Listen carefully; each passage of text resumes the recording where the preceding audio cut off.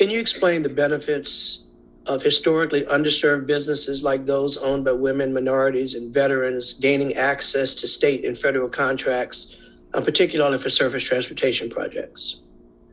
Absolutely, Congressman. Thank you for the question. So, we have been very engaged in the business community to, obviously we workforce development and workforce challenges are a big focus of the chamber.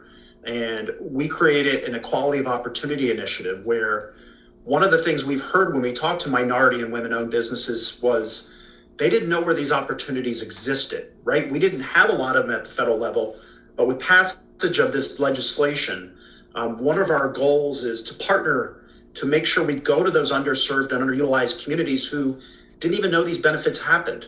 And if they don't have the workers there that have the job skills, let's get the job skills with the men and women so they can do these jobs. So they don't just benefit from the infrastructure development, but they actually are part of it. And again, we know the communities around the country are starving for, think of something anew. How would you love to be part of an effort to modernize infrastructure? And these jobs are not a 4-year college degree. These are training jobs. My colleague on this panel, Mr. Shedlock, we work with organized labor. They have great apprenticeship programs. The business community wants to copy those, but we need to go to those communities themselves. We can't have them come to us. We need to go to them. And so the Chamber, through its Equality of Opportunity initiative, we are reaching out around the country to those communities, making them aware of these opportunities. We created a website that shows all of the government procurements and contracts that are coming out. And we're going to work with our state and local chambers so they can work with those local communities to find men and women who these are good jobs. And listen, and I'd love to work with you on that, Mr. Martin, because I'll tell you, we just had recently had the Secretary of Labor, Marty Walsh, in my district in Louisiana.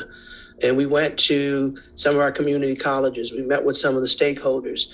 And one of the repeating refrains, particularly people that are re-entering the workforce, people that had been recently incarcerated, who paid their debt to society, nonviolent criminals who are now back out and have skills, and we should put them back in the workforce, in addition to creating more opportunities for our small and emerging businesses. So I'm happy to hear you say that, and I extend my hand to work with you and local chambers to make sure that we get into those communities that historically have been underserved and don't know these resources exist.